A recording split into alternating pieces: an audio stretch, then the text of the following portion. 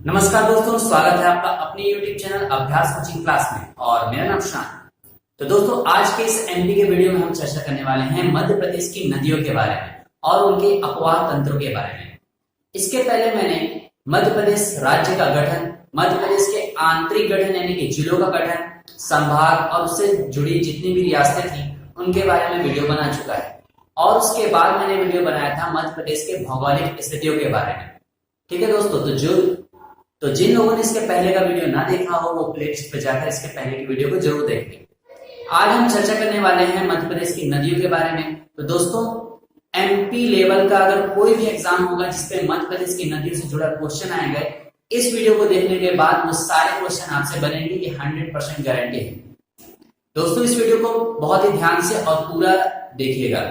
मैं जितनी भी चीजें बताने वाला हूं उसे आप पेन पे नोट करते चलिए। ये जितना भी डाटा रहेगा वो एमपीपीएससी लेवल तक में आपको बहुत ही मददगार साबित होगा। तो दोस्तों, चलिए वीडियो को शुरू करते हैं। दोस्तों, तो नदियों के बारे में चर्चा करने से पहले आप समझिएगा मध्य प्रदेश की स्थिति कहां पर है। मध्य प्रदेश के भारत के मध्य में, भारत के मध्य में ये प्रायद्वीपीय भाग का हिस्सा है। प्रायद्वीपीय भाग यानी कि जो अफ्रीका से गोंडवाना लैंड अलग होकर आया था और एशियाई प्लेट पर आके सड़ गया था, उसी गोंडवाना लैंड का ही एक हिस्सा क्या है आपका मध्य प्रदेश। अब आप समझिएगा, मध्य प्रदेश दक्षिणी प्रायद्वीप का सर्वाधिक नदियों वाला प्रदेश है। यानी प्रायद्वीप में जितने भी राज्य हैं, भारतीय प्रायद्वीप में जितने भी राज्य हैं, उनमें सबसे अधिक नदियों वाला राज्य कौन सा है आपका मध्य प्रदेश। यहां से 10 बड़ी नदियां, ये चीज ध्यान रखिएगा, यहां से 10 बड़ी नदियों का क्या होता है, उद्गम होता है। जबकि मध्य प्रदेश में कुल 207 छोटी और बड़ी नदियां हैं। ठीक है, मध्य प्रदेश में 207 छोटी या बड़ी नदियां हैं। ठीक है ना, जिसमें से 10 बड़ी नदियां हैं। सबसे महत्वपूर्ण बात यह है कि मध्य प्रदेश की जितनी भी बड़ी नदियां हैं, ठीक है, मध्य प्रदेश की जितनी भी बड़ी नदियां हैं वो अंतरराज्यीय नदियां हैं। अंतरराज्यीय का मतलब समझिएगा, जो एक से अधिक राज्यों में प्रवाहित होने वाली नदियां होती हैं उनको कहते हैं क्या, अंतरराज्यीय नदियां। जैसे कि आप नर्मदा की बात कर लीजिए, तो नर्मदा कहां जाती है, मध्य प्रदेश के बाद महाराष्ट्र और फिर गुजरात में। ठीक है ना, मध्य प्रदेश, महाराष्ट्र और गुजरात में नर्मदा नदी जाती है। ठीक इसी प्रकार ताप्ती भी क्या है आपकी अंतरराज्यीय नदियां हैं। सोन हो गया, बेतवा हो गया, चंबल हो गया, ये सब क्या है, अंतरराज्यीय नदियां हैं। यानी कि मध्य प्रदेश के अलावा भी क्या करती हैं, दूसरे राज्यों में बहती हैं। अब आप ध्यान दीजिएगा, यही एक कारण है कि अंतरराज्यीय नदियां होने के कारण मध्य प्रदेश को नदियों का मायका भी कहते हैं। मध्य प्रदेश को नदियों का मायका भी कहते हैं। मायका का मतलब क्या हो जाता है, मतलब उद्गमित हमारे यहां से हो लेकिन बह के कहीं और राज्य में चले जाएं। ठीक है ना, जैसे मध्य प्रदेश में अमरकंटक पहाड़ी से निकलती है कौन सी, नर्मदा नदी। मध्य प्रदेश में बहती हुई वो कहां चली जाती है, खंबा की खाड़ी में गिरती है। तो मतलब गुजरात पहुंचकर फिर वो खंबा की खाड़ी में सागर में गिरती है। तो इस प्रकार हम कहते हैं मध्य प्रदेश को नदियों का मायका, यानी कि नदियां उद्गमित तो हमारे मध्य प्रदेश में हो लेकिन बहते हुए अन्य राज्यों में चली जाए। ठीक है ना, तो याद रखिएगा मध्य प्रदेश की जितनी भी बड़ी नदियां हैं वो अंतरराज्यीय नदियां हैं। जितना भी बात मैं कह रहा हूं उसको पेन पे लिखते चलिएगा। ठीक है ना, इस कारण मध्य प्रदेश को नदियों का मायका भी कहा जाता है। अब नदियां मध्य प्रदेश की कौन कौन सी प्रमुख नदियां हैं ये मैं आपको बाद में बताऊंगा, उनकी सहायक नदियों के बारे में बाद में बताऊंगा। सबसे पहले अपन चर्चा करते हैं क्या, अपवाह तंत्रों के बारे में। ठीक है, अपवाह तंत्र क्या होता है, अपवाह तंत्र क्या होता है, तो आप समझिएगा, एक बड़ी नदी लगातार क्या करती जाएगी, बहती जाएगी, लेकिन आसपास के क्षेत्रों से उसमें उसकी अन्य सहायक नदियां आके जुड़ जाती हैं। तो ये एक प्रकार के तंत्र का निर्माण करती है जिसे नदी तंत्र कहते हैं। उसी नदी तंत्र को हम क्या कहते हैं, अपवाह तंत्र। ठीक है, उसी तंत्र को हम क्या कहते हैं, अपवाह तंत्र। यानी एक मेन नदी हो और उसकी अन्य सहायक नदियां हैं, ठीक है, जो एक स्ट्रक्चर का निर्माण करेंगे उसको क्या कहते हैं, अपवाह तंत्र। अब आप समझिएगा, मध्य प्रदेश में 6 अपवाह तंत्र पाए जाते हैं। ठीक है, मध्य प्रदेश में 6 अपवाह तंत्र देखने को मिलते हैं। कौन कौन से, गंगा तंत्र, नर्मदा तंत्र, ताप्ती तंत्र, गोदावरी तंत्र, माही तंत्र और महानदी तंत्र। ठीक है, ये सारी चीजें आप लिखते चलेगा। गंगा गंगा का अपवाह तंत्र, नर्मदा का अपवाह तंत्र, ताप्ती का, गोदावरी का, माही नदी का और महानदी तंत्र। ठीक है ना। तो ये अपवाह तंत्र आपको मध्य प्रदेश में देखने को मिलते हैं। लेकिन इनकी बहाव की दृष्टि से, मतलब बहाव की दिशा की दृष्टि से हम इनको दो भागों में बांटते हैं। यानी बहाव की दृष्टि से ये जितने भी अपवाह तंत्र हैं इनको दो भागों में बांटा जाता है। पहला है क्या, बंगाल की खाड़ी का अपवाह तंत्र, और दूसरा है क्या, खंबात की खाड़ी का अपवाह तंत्र। बंगाल की खाड़ी आप कहाँ है, देखिए भारत के पूर्व में है बंगाल की खाड़ी और भारत के पश्चिम में है क्या, खंबात की खाड़ी। तो जो नदियां और उसकी सहायक नदियां मेन नदी में मिलकर किस ओर जा रही हो, पूर्व दिशा में बंगाल की खाड़ी में अपना जल गिरा रही हो, उन्हें हम क्या कहेंगे, बंगाल की खाड़ी का अपवाह तंत्र। ठीक है, उन नदियों को हम किसके अंतर्गत शामिल करेंगे, बंगाल की खाड़ी के अपवाह तंत्र के अंतर्गत। दूसरी जगह ऐसी नदियां जो पूरब से पश्चिम की ओर जा रही हो बहके, और अपना जल खंबात की खाड़ी में गिरा रही हो, उसको हम क्या कहेंगे, खंबात की खाड़ी का अपवाह तंत्र। ठीक है, तो मोटे मोटे दो रूप पे हम इसको क्या करते थे, बांट देते हैं। बंगाल की खाड़ी का जो अपवाह तंत्र है इसके अंतर्गत हम गंगा नदी तंत्र को रखेंगे, महानदी तंत्र को रखेंगे और गोदावरी नदी तंत्र को रखेंगे। ठीक है, गंगा नदी तंत्र, महानदी तंत्र और गोदावरी नदी तंत्र।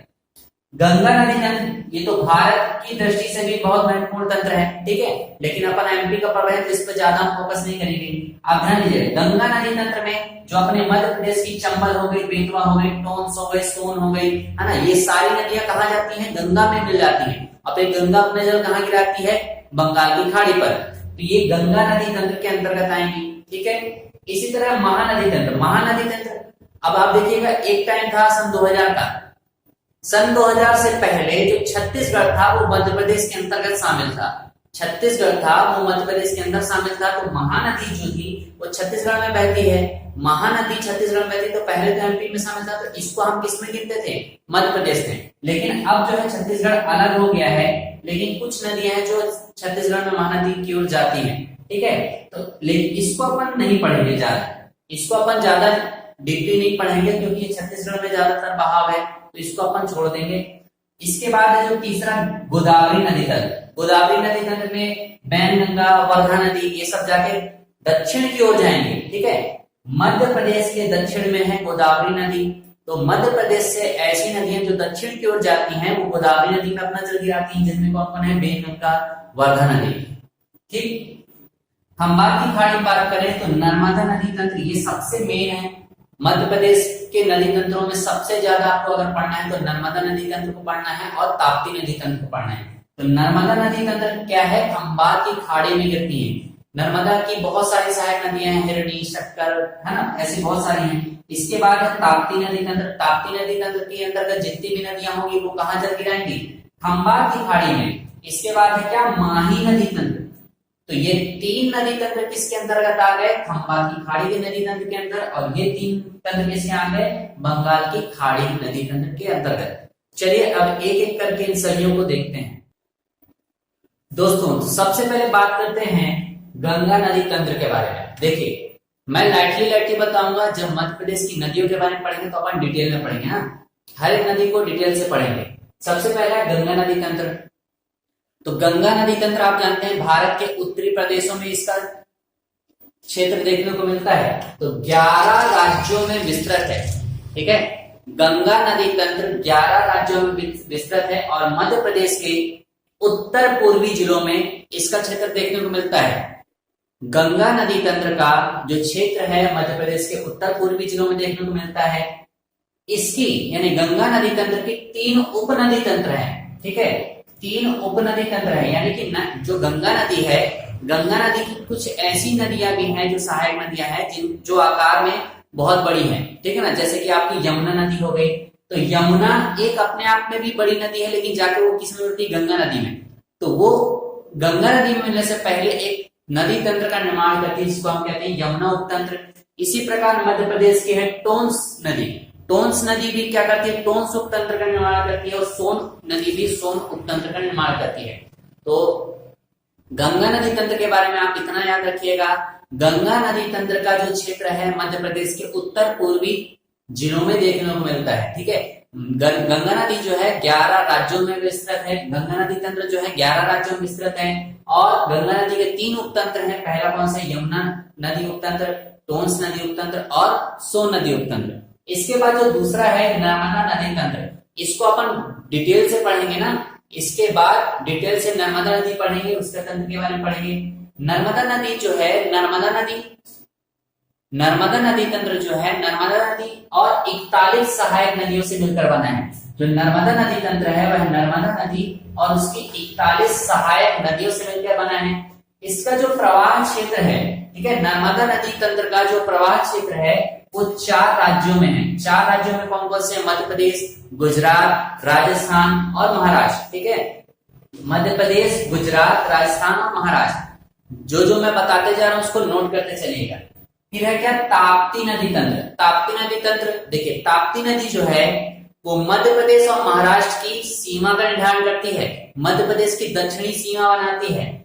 यह जो ताप्ती नदी तंत्र है उसका जो कुल अपवाद क्षेत्र है वह 65,145 किलोमीटर स्क्वायर है। ठीक है ना, 65,145 किलोमीटर स्क्वायर है। इस नदी के बारे में भी अपन डिटेल से पढ़ेंगे। ठीक है, जितनी भी नदी अपन को पढ़ना उसका उद्गम, समापन, उसकी विशेषताएं, अन्य नाम, जो भी चीज डाटा है वो अपन सब पढ़ेंगे। गोदावरी नदी तंत्र।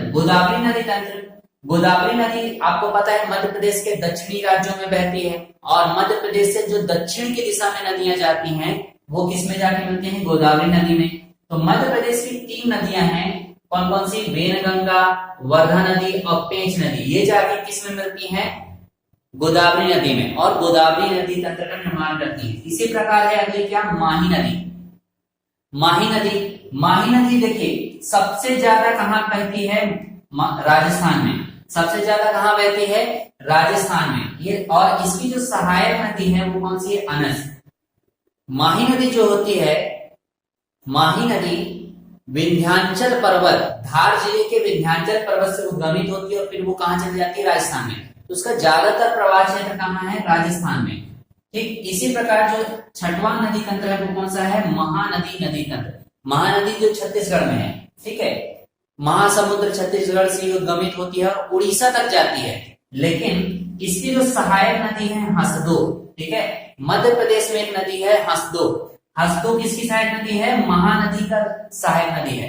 ये जो हसदो नदी है उसका जो अपवाद क्षेत्र है मध्य प्रदेश के पूर्वी जिले अनूपपुर में देखने को मिलता है। ठीक है, पूर्वी जिले अनूपपुर में देखने को मिलता है। तो ये नदी तंत्रों के बारे में जो आप नॉर्मली जानकारी आपको पता होनी चाहिए वह मैंने बता दी है। अब चर्चा करते हैं सबसे पहले नर्मदा नदी के बारे में। तो दोस्तों बात करते हैं मध्य प्रदेश की नदियों के बारे में। तो सबसे पहली नदी है नर्मदा नदी। ये सबसे इंपॉर्टेंट नदी है जिसके बारे में आपको बहुत ही डिटेल से पढ़ना पड़ेगा। ठीक है, तो सबसे पहले आप देखिए नर्मदा नदी के अन्य नामों के बारे में। तो देखिए अन्य नाम में सबसे पहला है मैकलसुता, सोमोदेवी, रेवा, संकरी, नमोदास, अमरकंटकी और मध्य प्रदेश की जीवनधारा। ठीक है, तो इसके कई सारे नाम हैं। पुराणों में इसका नाम क्या मिलता है? मैकलसुता, सोमोदेवी, है ना। ऋग्वेद में रेवा भी मिलता है, रेवा। ठीक है, और नमोदास एक इतिहासकार हुए हैं टॉलमी। ठीक है, एक इतिहासकार हुए हैं टॉलमी जो नर्मदा नदी को नमोदास नाम से पुकारते हैं। ठीक है, अपनी रचनाओं में जो उन्होंने पुस्तक लिखी है उसमें नर्मदा नदी का अन्य नाम क्या रखा है उन्होंने? नमोदास रखा है। ठीक है, अमरकंटकी, अमरकंटकी कई बार एग्जाम में पूछा गया नाम है कि नर्मदा नदी का अन्य नाम क्या है, तो अमरकंटकी। ये अमरकंटक से निकलती इसलिए इसका नाम क्या रखा है? अमरकंटकी। देखिए रेवा, रेवा का मतलब होता है क्या? रज, रज यानी क्या होता है? पसीना। ठीक है, इसका मतलब क्या होता है? पसीना। रेवा, रेवा का मतलब होता है रज, रज यानी पसीना। कहते हैं कि भगवान शिव के पसीने से जिस नदी का उद्गम निर्माण हुआ है उसको हम क्या कहते हैं? नर्मदा नदी। ठीक है, नर्मदा नदी। अब देखिए नर्मदा नदी के बारे में अगर बात करें तो मध्य प्रदेश की सबसे लंबी नदी कौन सी है? नर्मदा नदी। ठीक है, मध्य प्रदेश की सबसे लंबी नदी या सबसे बड़ी नदी कौन सी है? तो नर्मदा नदी। लेकिन नर्मदा नदी भारत में 5वें स्थान पर आती है। भारत की पांचवी सबसे बड़ी नदी है क्या? नर्मदा नदी। मध्य प्रदेश की सबसे बड़ी है, लेकिन भारत की पांचवी सबसे बड़ी नदी है। लेकिन उन नदियों की बात की जाए जो पूरब से पश्चिम की ओर बहती हैं, उन नदियों की ओर बात की जाए जो पूरब से पश्चिम की ओर बहती हैं, तो उनमें सबसे लंबी नदी कौन सी हो जाएगी? आपकी नर्मदा नदी। ठीक है, ऐसी नदियां जो पूरब से पश्चिम की ओर जाती हैं और अरब सागर या खंबात खाड़ी में जब अपना जल गिराती हैं, उनमें सबसे बड़ी नदी कौन सी हो जाएगी? नर्मदा नदी। बात करें इसके अपवाह प्रतिरूप की, यानी ड्रेनेज सिस्टम की। ड्रेनेज सिस्टम किस प्रकार का दिखाई पड़ता है? तो आप बोलेंगे क्या? वृक्षाभ प्रणाली, यानी कि एक वृक्ष के आकार का ये दिखाई देता है। वृक्ष के आकार का, इसे क्या कहते हैं? Dendritic pattern. ठीक है, वृक्षाभ प्रणाली, इसके बारे में चर्चा की जानी है, ड्रेनेज सिस्टम के बारे में। इसका अपवाह प्रतिरूप कैसा दिखाई देता है? तो आप बोलेंगे क्या? वृक्षाभ प्रणाली के आकार का। ये कई बार पूछा गया क्वेश्चन है कि नर्मदा नदी जो तंत्र है उसका आकृति कैसी है? तो आप बोलेंगे वृक्षाभ प्रणाली। ठीक है, पवित्रता के आधार पर, ये बहुत इंपॉर्टेंट चीज है, पवित्रता के आधार पर मध्य प्रदेश की गंगा भी कहा जाता है नर्मदा नदी को। ठीक है, नर्मदा नदी को पवित्रता के आधार पर मध्य प्रदेश की गंगा कहा जाता है। देखिए, मध्य प्रदेश के अंतर्गत जो गंगा नदी का तुलना की जाएगी वो तीन तरह से की जाएगी। एक पहले की जाएगी पवित्रता के आधार पर कौन सी नदी गंगा कही जाएगी? तो आपकी नर्मदा। ठीक है, नर्मदा नदी को पवित्रता के आधार पर मध्य प्रदेश की गंगा कहते हैं। दूसरा कहा जाएगा मालवा की गंगा किसे कहा जाता है? तो आप कहेंगे क्षिप्रा को। मालवा की गंगा किसे कहा जाता है? क्षिप्रा को। और तीसरा रहेगा प्रदूषण की दृष्टि से मध्य प्रदेश की गंगा किसे कहते हैं? तो बेतवा को। ये तीन चीजें आपको बहुत ही ध्यान से, जितनी भी चीजें बता रहा हूं वो लिख लीजिएगा। प्रदूषण की दृष्टि से जो मध्य प्रदेश की गंगा है उसे क्या नाम दिया जाएगा? बेतवा। पवित्रता की दृष्टि से नर्मदा। ठीक है, जितनी भी चीजें मैं बता रहा हूं आप लोग उसे नोट डाउन करते चलिएगा। अगर वीडियो पसंद आ रहा है तो वीडियो को लाइक करिएगा, चैनल को सब्सक्राइब करिएगा और वीडियो की लिंक ज्यादा से ज्यादा दोस्तों तक शेयर करिएगा। बात की जाए नर्मदा नदी के उद्गम की, उद्गम यानी निकलती कहां से है? तो आप याद रखिएगा अनूपपुर जिले।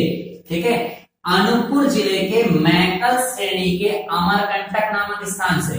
ठीक है, अनूपपुर जिला है, जिला क्या लगता है? अनूपपुर। अनूपपुर जिले में जो मैगल श्रेणी का अमरकंटक चोटी है, अमरकंटक पर्वत चोटी है, वहां से लगभग 900 मीटर की ऊंचाई से, लगभग 900 मीटर की ऊंचाई से या फिर कह लीजिए 1051 फीट की ऊंचाई से इसका उद्गम होता है। ठीक है, अनूपपुर जिले के मैकल श्रेणी के अमरकंटक पहाड़ी से नर्मदा नदी का उद्गम होता है। इसके बहने की जो दिशा होती है वह कैसी है? तो पूरब से पश्चिम की ओर बहती है। पूरब से पश्चिम की ओर। मध्य प्रदेश में दो नदियां ऐसी हैं जो पूरब से पश्चिम की ओर बहती हैं। पहला है नर्मदा नदी, दूसरा है ताप्ती नदी। ठीक है, तो ये नदी पूरब से पश्चिम की ओर बहती है। बात की जाए इसकी कुल लंबाई की, तो कुल लंबाई कितनी है? 1312 किलोमीटर। नर्मदा नदी की कुल लंबाई कितनी है? 1312 किलोमीटर। लेकिन अगर मध्य प्रदेश में बात की जाए तो केवल और केवल मध्य प्रदेश में ये 1077 किलोमीटर बहती है।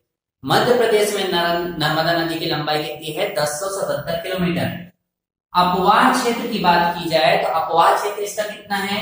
93,180 किलोमीटर स्क्वायर यानी वर्ग किलोमीटर। 93,180 वर्ग किलोमीटर क्षेत्र क्या है? इसका अपवाह क्षेत्र है, जिसमें से 89% भाग किसमें है? मध्य प्रदेश में। 89% भाग किसमें है? मध्य प्रदेश में। और लगभग 8.5% भाग गुजरात में है और 2 कुछ भाग किस पे है? महाराष्ट्र में। ठीक है, ये ध्यान दीजिएगा।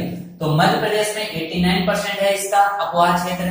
बात की जाए इसके समापन की, समापन यानी कहां पे जाके समाप्त हो जाती है, कहां जाके मिल जाती है, कहां जाके गिर जाती है। तो आप याद रखिए गुजरात राज्य है, गुजरात राज्य के भड़ौच के निकट, भड़ौच के निकट खंबात की खाड़ी में ये एस्चुरी का निर्माण करती है और जाके सागर में गिर जाती है। ठीक है, याद रखिएगा गुजरात के निकट, गुजरात राज्य में भड़ौच के निकट खंबात की खाड़ी में ये क्या करती है? अरब सागर में अपना जल गिराती है।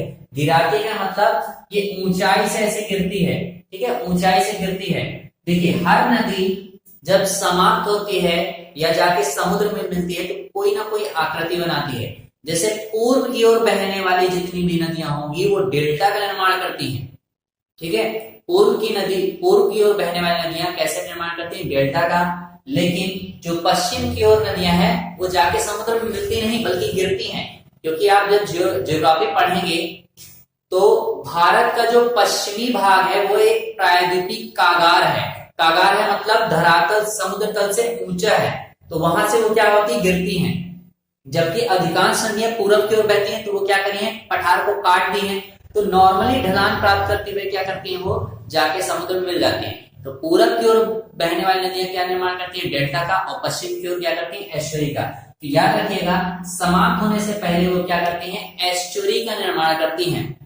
नर्मदा और ताप्ती ये दो नदियां ऐसी हैं जो एस्चुरी का निर्माण करती हैं। ठीक है, तो चलिए अब आगे की जानकारी लेते हैं। दोस्तों तो बात करते हैं नर्मदा की सहायक नदियों के बारे में। तो नर्मदा की कुल 41 सहायक नदियां हैं। ठीक है, नर्मदा की कुल 41 सहायक नदियां हैं, जिनमें से बरनार, सेर, सक्कर, दूधी, तवा, हिरणी, है ना, ये सब क्या है, प्रमुख सहायक नदियां हैं।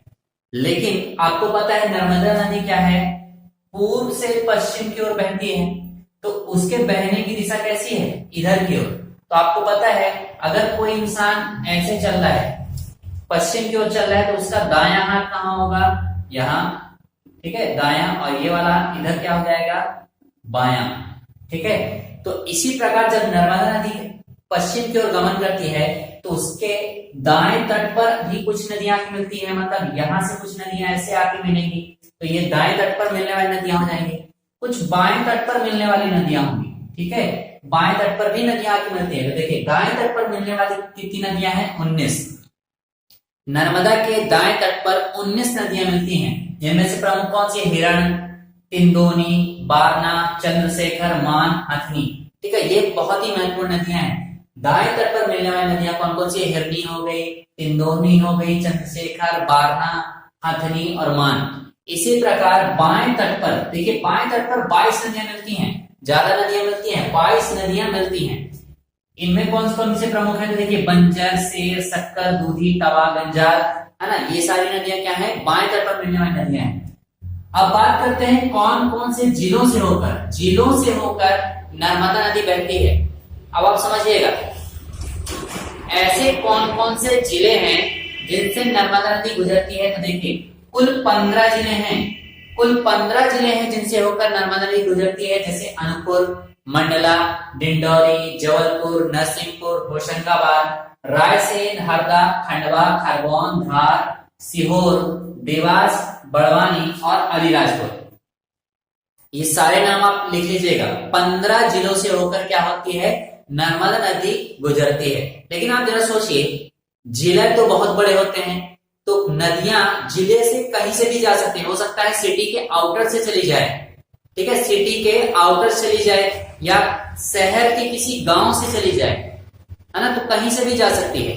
तो बात की जाए, देखिए ये जो जिले थे, जिलों में कहीं से भी जा रही है नर्मदा तब अपन काम के लिए। लेकिन प्रसिद्ध शहर की बात की जाए, प्रसिद्ध शहर और जिले दोनों में अंतर है। देखिए यहाँ पर लिखा है क्या, प्रसिद्ध शहर। प्रसिद्ध शहर का मतलब हो जाएगा नर्मदा नदी के तट पर ऐसे कौन कौन से शहर हैं जिसकी प्रसिद्धि का कारण ही नर्मदा नदी है। ठीक है, जिसकी प्रसिद्धि का कारण ही नर्मदा नदी है। यानी कोई भी नदी के तट पर अगर कोई शहर बसा है तो नदी के कारण फेमस हो जाए शहर, वो कहलाते हैं क्या, नदी किनारे बसने वाले प्रमुख शहर। जैसे अमरकंटक क्यों फेमस हो, क्योंकि नर्मदा नदी का उद्गम होती है। ठीक है, मंडला, डिंडौरी, ये सब के बीचों बीच से होकर नर्मदा नदी आती है। जबलपुर क्यों फेमस है, देखिए नर्मदा नदी के तट पर है जबलपुर। ग्वारी घाट, बेड़ा घाट, तिलवारा घाट, ऐसे कई सारे घाट हैं जिनके कारण जबलपुर जाना जाता है। धुआंधार जलप्रपात भी नर्मदा नदी बनाती, कहाँ, जबलपुर में। इसी प्रकार महेश्वर हो गया, नेमावर हो गया, बड़वार हो गया, होशंगाबाद हो गया, नरसिंहपुर, बड़वानी, अलीराजपुर, ये सब क्या है, प्रमुख शहर हैं जिनकी प्रसिद्धि का कारण ही नर्मदा नदी है। यानी नर्मदा नदी के तट पर बसने वाले ही क्या है, शहर है। तो आप ध्यान दीजिएगा, जिलों की बात की जाए तो जिले कितने हैं, 15। ठीक, और प्रमुख शहर इनके नाम लिख लीजिएगा। अब आप ध्यान दीजिएगा, बात करें नर्मदा नदी के द्वारा बनाए जाने वाले जलप्रपात के बारे में। ठीक है, जलप्रपात यानी फाउंटेन जो झरने बनाती है। नर्मदा नदी अब अपने उद्गम से, ठीक है, अपने उद्गम से सबसे पहला जलप्रपात कहाँ बनाएगी, कपिलधारा। ठीक है, उद्गम से 8 किलोमीटर दूर आएंगे तो आपको सबसे पहला जलप्रपात क्या मिलेगा, कपिल धारा जलप्रपात, ठीक है, कपिल धारा जलप्रपात। इसके बाद 1 किलोमीटर दूरी ये दुग्ध धारा जलप्रपात बनाती है, ठीक है। कपिल धारा जलप्रपात के बाद ये क्या बनाती है, दुग्ध धारा जलप्रपात। ये दोनों जो जलप्रपात है वो कहाँ बन रहे हैं, अमरकंटक में। अगर जिलों की बात करें तो अनंतपुर जिले में कपिल धारा जलप्रपात, दुग्ध धारा जलप्रपात, ये सब कहाँ बन रहे हैं, अमरकंटक में। दूसरा जलप्रपात है क्या, धुआंधार जलप्रपात। धुआंधार जलप्रपात, इसकी ऊंचाई कितनी है, 15 मीटर, ठीक है। धुआंधार जलप्रपात की ऊंचाई कितनी, 15 मीटर। ये कहाँ बनता है, जबलपुर में। देखिए जो धुआंधार जलप्रपात है इसे कई बार भेड़ाघाट जलप्रपात भी कहते हैं, क्योंकि ये भेड़ाघाट नामक जगह पर स्थित है। तो भेड़ाघाट नामक जगह पर स्थित होने का इसको क्या कहते हैं, भेड़ाघाट जलप्रपात, या फिर अपन क्या कहेंगे, धुआंधार जलप्रपात। इसके बाद जो है मानधार जलप्रपात। मानधार जलप्रपात ये कहाँ बनता है, बड़वाह में। बड़वाह में, तो आप ध्यान दीजिएगा, नर्मदा और तवा नदी, नर्मदा और तवा नदी के संगम पर, ठीक है, नर्मदा और तवा नदी के संगम पर जो झरना है या जलप्रपात है उसको हम क्या नाम देते हैं, मानधार जलप्रपात। देखिए तवा नदी, जो तवा नदी है नर्मदा की सबसे बड़ी सहायक नदी है, सबसे बड़ी सहायक नदी है। इसके बाद है दर्दी जलप्रपात। दर्दी जलप्रपात कहाँ बनता है, खंडवा में। सहस्त्रधारा जलप्रपात, सहस्त्रधारा जलप्रपात की 8 मीटर ऊंचाई कहाँ बनता है, महेश्वर में, ठीक है। तो ये हो गए क्या, जलप्रपात। सबसे पहले हमने बात की सहायक नदियों की, 41 सहायक नदी हैं, 19 दाएं तट पर मिलती है और 22 बाएं तट पर मिलने वाली नदियां हैं। फिर जिलों की बात की, फिर हमने प्रमुख शहरों की बात करी, अब जलप्रपात के बारे में बात की। अब बात करते हैं इससे जुड़े अन्य महत्वपूर्ण तथ्यों के बारे में।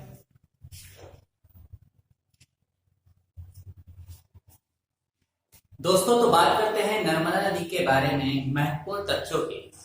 तो सबसे पहला तथ्य ध्यान रखिएगा, जो नर्मदा शब्द है, ठीक है, नर्मदा शब्द वह संस्कृत भाषा का शब्द है जिसका शाब्दिक अर्थ होता है क्या, खुशी की दाता, ठीक है। नर्मदा शब्द जो है वो एक संस्कृत भाषा का शब्द है जिसका अर्थ क्या होता है, खुशी की दाता। अब आप एक चीज समझ और जान लीजिए, नर्मदा नदी जो अपन लोग नर्मदा देवी की पूजा करते हैं, नर्मदा नदी का जो वाहक है, ठीक है, नर्मदा नदी का जो वाहक है उसको क्या कहते हैं, मगरमच्छ। नर्मदा नदी का वाहक क्या है, मगरमच्छ। आप देखेंगे जो नर्मदा नदी की जो मूर्ति बनी होती है नर्मदा देवी की, हमेशा मगरमच्छ पर बैठी हुई बनी होती है। तो नर्मदा नदी का वाहक क्या हो जाता है, मगरमच्छ। ये भी याद रखिएगा।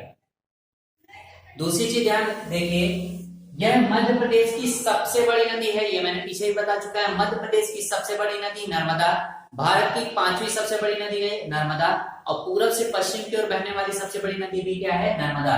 नर्मदा नदी पूरब से पश्चिम की ओर बहती है। नर्मदा नदी और ताप्ती नदी मध्य प्रदेश की 2 ऐसी नदियां जो पूरब से पश्चिम की ओर बहती है। यह एस्चुरी का निर्माण करती है। एस्चुरी यानी ज्वार नदमुख। एस्चुरी का मतलब क्या होता है, ज्वार नदमुख का निर्माण करती हैं, यानी ये जाके समुद्र में मिलती नहीं बल्कि गिरती हैं, ये डेल्टा का निर्माण नहीं करती। नर्मदा को एमपी की जीवन रेखा भी कहते हैं।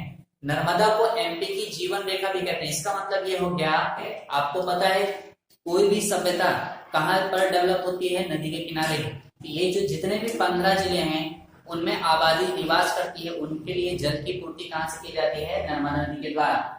इसका जो कुल अपवाह क्षेत्र है वो कितना है, 93,180 किलोमीटर स्क्वायर, यानी 93,180 वर्ग किलोमीटर। इसके अलावा नर्मदा नदी भारत को 2 भागों में बांटती है। नर्मदा नदी, आप एक चीज ध्यान रखिएगा, नर्मदा नदी कर्क रेखा के समानांतर बहती है। नर्मदा नदी कर्क रेखा के समानांतर पूर्व से पश्चिम की ओर बहती है, और जब ये बहती है तो नर्मदा नदी भारत को उत्तरी भारत और दक्षिणी भारत ऐसे 2 भागों में बांट देती है।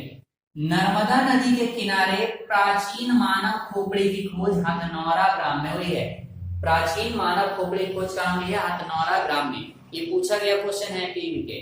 इसी प्रकार हर्ष और पुलकेशिन युद्ध के बीच में जो युद्ध हुआ था वो कहां हुआ था, नर्मदा घाटी में। नर्मदा नदी ओमकारेश्वर में मानधाता पहाड़ी के पास, मानधाता पहाड़ी के पास ओमकारेश्वर द्वीप का निर्माण करती है, यानी एक नदी द्वीप बनता है, ठीक है ना। ओमकारेश्वर द्वीप का निर्माण करती है। नर्मदा नदी पर जो बांध और परियोजनाएं हैं, नर्मदा नदी पर बांध और परियोजनाएं कौन सी है, इंदिरा सागर जो कि खंडवा में है, महेश्वर खरगोन में है, बरगी परियोजना जो जबलपुर में है, ओमकारेश्वर जो खंडवा में है, सरदार सरोवर गुजरात में है। ये जितनी भी परियोजनाएं हैं इसके बारे में एक अलग से वीडियो बनाऊंगा। जस्ट इसके बाद नर्मदा नदी पर जितने भी परियोजनाएं होंगी वो इसके बाद बनाता हूँ, ठीक है। तो दोस्तों इस वीडियो को यहीं तक रखते हैं, वीडियो बहुत लंबा हो चुका है। नर्मदा नदी के बारे में जितने भी क्वेश्चन बन सकते थे इस वीडियो में मैंने उसे कैप्चर कर लिया है। ये वीडियो को पूरा देख लीजिएगा बिना स्किप करिए, 1 से 2 बार देखेंगे सारे क्वेश्चन आपके कवर हो जाते हैं। तो दोस्तों अगर ये वीडियो पसंद आया तो वीडियो को लाइक करिएगा, चैनल को सब्सक्राइब करिएगा और वीडियो को लिंक ज्यादा से ज्यादा दोस्तों शेयर करिएगा। मिलता हूं आपसे नेक्स्ट वीडियो में, तब तक के लिए नमस्कार।